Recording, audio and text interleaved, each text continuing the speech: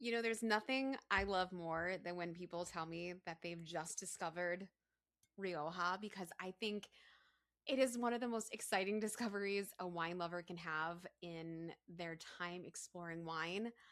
And I think the reason for that is one, the wines just taste so unique, but also two, they're doing something that most other wine regions aren't doing, which is what this one's doing here.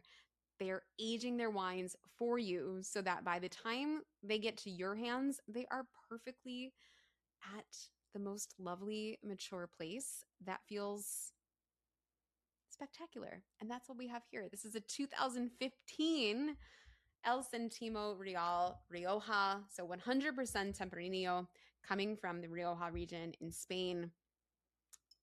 2015. It is 2025 or even 26 right now if you're watching around the new year. So we've got about 10 years of age on this wine that has been aged at the winery.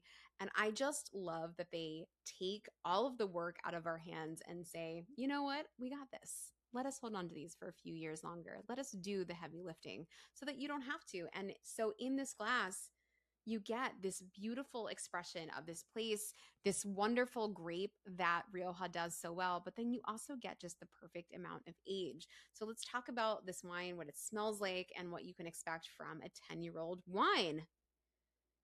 On the nose, you're still getting tons of fruit. I don't want you to think that because there's 10 years of age on this that we're getting into musky, dusty territory. There are definitely some of these secondary and tertiary aromas here in the way of spice, in the way of a little bit of mushroom, but predominantly we're still getting a ton of fruit.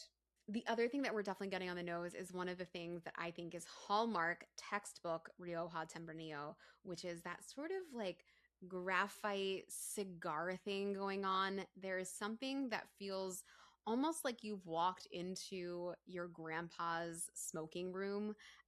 It just feels so kind of dark and brooding, but I know that when we get onto the palate of this, it's going to lift right back up. So let's dive in. And there it is. And this is why I love a 10-year-old bottle so much. That perfect balance of where all of the texture that felt really grippy starts to completely wane off. This beautiful kind of like silken vessel kind of comes up and meets it in the middle. And then right in the center there, you have this really beautiful juxtaposition of fruit and spice and earth. And that is what 10 years of age on a wine will give you, that perfect singular expression of grape and place and winemaking kind of all looped into one with a nice little bow on it. This is drinking like perfection. I'm so excited about this wine. And one of the reasons that I wanted to include it in the wine club is to show you what 10 years of age can do when bottles are stored correctly, as these ones have been. It can give you all the things that you love about a young wine with freshness and fruit and vibrancy, but it can also just give you a little bit of a preview of what's to come. So I always tell people if this is something that you really like, kind of on the back end of things, if that spicy, umami thing that's happening on the wine here, if that's something that you're enjoying, let this wine go a little longer. This wine could definitely go a little longer if you wanted it to. But if this isn't something that you're really enjoying, definitely drink it right now. Drink it all. That's what the beauty of this is that you can drink it on the quote unquote younger side, even though this is still 10 years of age.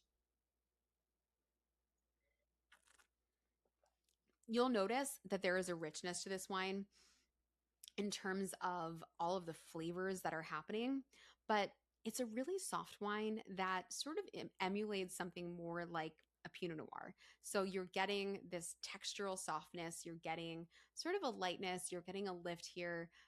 But what I love so much is that it's still very, very food friendly. So if you wanted to throw this with some hard cheese, if you wanted to have it with a steak, if you wanted to have it with fingers crossed paella, I think you'd be in great shape for any of those. This is a wine that I think can ebb and flow between a lot of different things.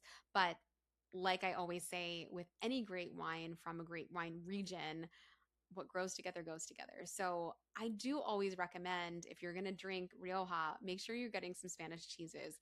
Make sure you're seeking out some recipes that maybe have a Spanish heritage with Spanish wines. I think you're going to see how these wines can play very nicely with some of the more common spices and flavors that you find from these different cuisines. And that's where wine and food can really have this beautiful firework display in your mouth.